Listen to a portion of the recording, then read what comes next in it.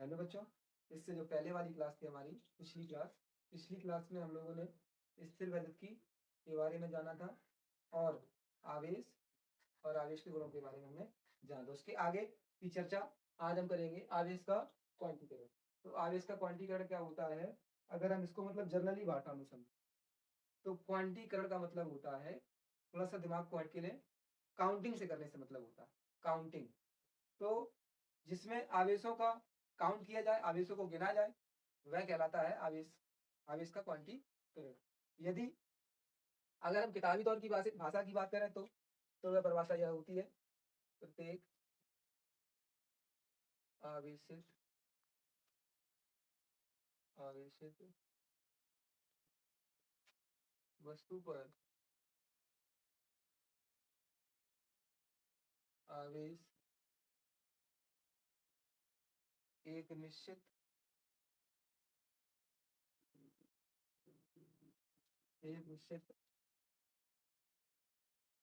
प्रत्येक आवेशित वस्तु पर आवेश एक निश्चित व पूर्ण गुणक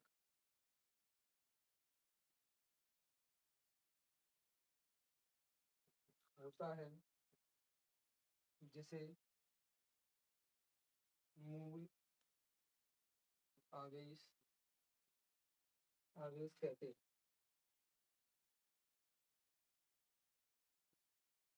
जिसे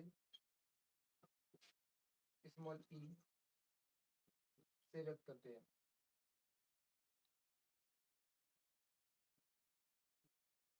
तो ये परिभाषा किताबी तौर पे रहेगी, जो परिभाषा हमने वैसी बताई थी आपको सिंपल भाषा शब्दों में, तो वह परिभाषा ज्यादा सीधी रहेगी।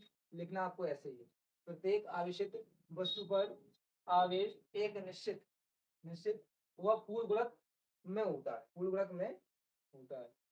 तो जिसे हम मूल आवेश कहते हैं, जिसे ई से व्यक्त करते हैं, तो उसे हम मूल आवेश कहते हैं। अगर हम इसे एग्जाम्पल तौर पर देखना चाहें कि मूल आवेश कैसे लिखा होता है, यदि हम देखना चाहें कि मूल आवेश लिखा कैसे होता है, कहते तो हैं उसे हम किसी संख्या का पूर्ण गुणक कहते हैं और उसे स्मॉल ई से व्यक्त करते हैं। तो यहाँ पर ये ऐसे लिखा जाएगा +-1 +-2 +-3 या डॉट डॉट इत्यादि। मतलब कई प्रकार से लिखा जा सकता है, लेकिन वह नंबर आपका पूर्ण नंबर होगा। लिखा है इसमें पूर्ण गुणक में होता है, आवेश एक निश्चित वह पूर्ण गुणक में होता है। और यहाँ पे ई और लगा सकते हैं आप, यदि लगाना चाहें तो। ठीक है, तो जैसे यहाँ पे लिखा 1e, तो एक इलेक्ट्रॉन है मतलब एक आवेश है। फिर 2 इलेक्ट्रॉन मतलब 2 आवेश है। फिर 3 इलेक्ट्रॉन मतलब 3 आवेश है। जितने इलेक्ट्रॉन मतलब जितने ई के आगे जितने अंक लिखे हैं उतने ही आपके पास आवेश है। और ई की वैल्यू एक नियत वैल्यू होती है, वो आपको पता होगी क्या क्या होती है, 1.6 और 10 की पावर -19 कूलाम। कूलाम को लिखना चाहे तो सी से लिख सकते हैं। ठीक है, तो ये आपकी परिभाषा हो जाती है। अब एक इसका फॉर्मूला और बन के आ जाता है, फॉर्मूले को नोट करें। और इस पर आधारित क्वेश्चन आते हैं आपके एग्जाम में। अगर नॉर्मली क्वेश्चन होगा तो 1 नंबर का आएगा, और यदि अच्छा क्वेश्चन होगा तो हो सकता है 2 नंबर का भी आ जाए। तो यहाँ फॉर्मूला होता है Q बराबर +-Ne।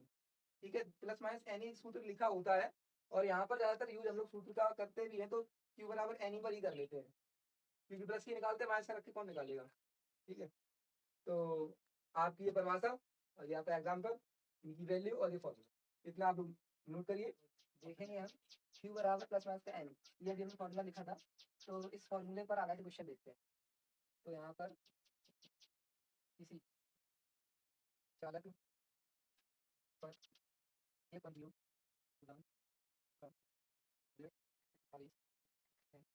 तो सामान्य अवस्था में कितने इलेक्ट्रॉन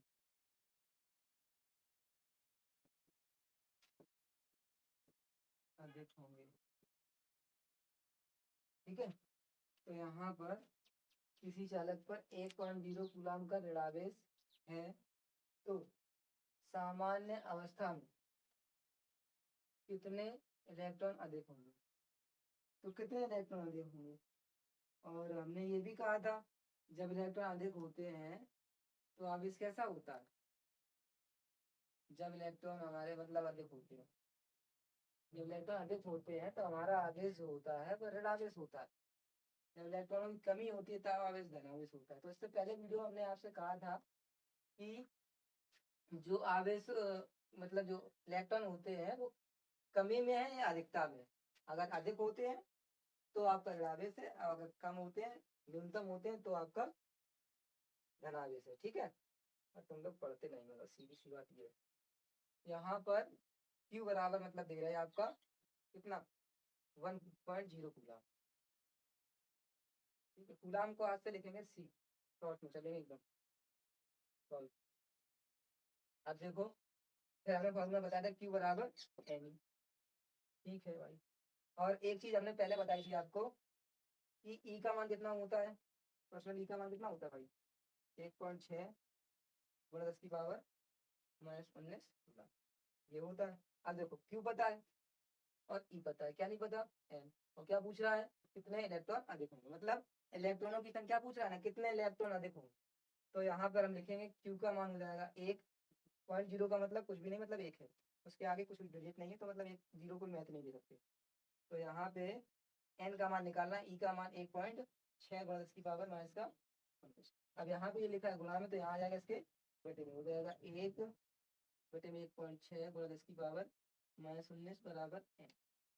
अब देखो यहाँ पे क्या करेंगे, 1 10 इसका निकालेंगे, मतलब इसके बटे हो जाएगा 16/10, एक अंक बाद दशमलव है ना इसीलिए। और जो यहाँ पे ये 10 की पावर 19 लिखा है, जब ये ऊपर ले जाएंगे तो ये हो जाएगा प्लस का।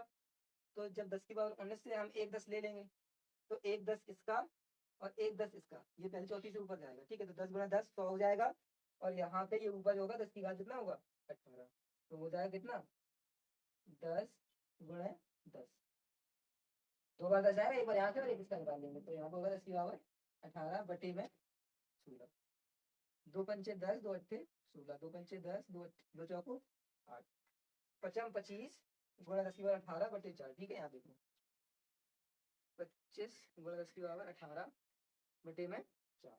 ठीक है, तो 4 1 4 4 6 24, कितना बचा 1, भाग नहीं जाएगा ना दशमलव, तो दशमलव तो हो जाएगा 10, तो 4 दूनी 8, तो 10 से 8 गया 2, यहाँ पे कितना हो जाएगा फिर जीरो बढ़ेगा 20 हो जाएगा, तो 4 पंचे 20, कितना हो गया 6.25 गुणा 10 की पावर 18।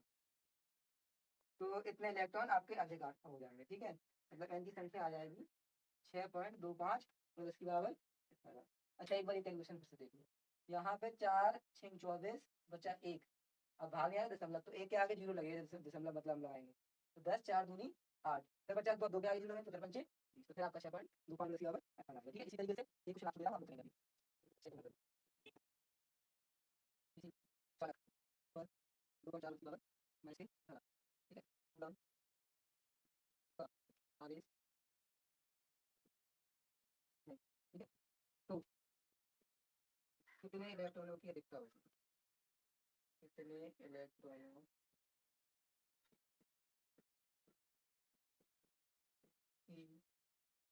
अधिकता होगी,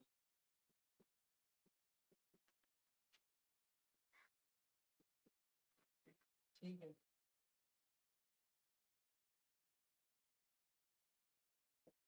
करके दिखाएंगे आपने। ठीक है, क्वेश्चन आप लोगों ने किया, क्या है क्वेश्चन, किसी चालक पर 2.4 10 की पावर -18 कूलाम का धनावेश, कूलाम का धनावेश, इसे अंडरलाइन कर लो। ठीक है, धनावेश है तो कितने इलेक्ट्रॉनों की अधिकता या कमी होगी। देखो हमने कहा था कि इसे कर लो अंडरलाइन, क्यों, क्योंकि धनावेश है तो यहाँ पर इलेक्ट्रॉनों की क्या हुई होगी, कमी तो हुई मतलब हुई होगी, तो जब कमी हुई होगी तो आपका धनावेश है, अगर यहाँ पर अधिकता होती तो आपका ऋणावेश होगा। ठीक है, पहले ही क्वेश्चन को करने से पता चल जाता है क्वेश्चन में क्या मांग रहा है। तो चालक पर इतना आवेश है, मतलब Q बराबर 2.4 गुणा 10 की पावर -18 कूलम, सी बना दिया। ठीक, और E की वैल्यू हमने परमानेंटली याद कर ली 1.6 10 की पावर -19 कूलम। ठीक है, अब N की वैल्यू निकाल ली है, हमें बताना है कितने इलेक्ट्रॉनों की कमी हो रही या कितने इलेक्ट्रॉन की अधिकता हो रही है। हमने कहा कमी ही होगी क्योंकि आपका धनावेश। ठीक है, तो यहाँ पर हम लिखते हैं Q बराबर N, तो यहाँ से डायरेक्टली देखें तो क्या होगा Q बटे में E, डायरेक्टली इतना याद कर लीजिए आप लोग। तो Q का जो मान है वो कितना है, Q का मान कितना है, Q का मान 2.4 गुणा 10 की पावर -18 बटे 1.6 6 गुणा 10 की पावर में माइनस की 19 से, यहाँ पे कितना 19। तो देखो यहाँ 0 से 0 कट जाएगा, और फिर 8 तिया दशमलव से दशमलव कट जाएगा, 8 तिया 24, 8 दूनी 16। तो जब ये ऊपर जाएगा तो माइनस का 18, और ये ऊपर जाएगा तो प्लस का, माइनस का 18 और प्लस का 19।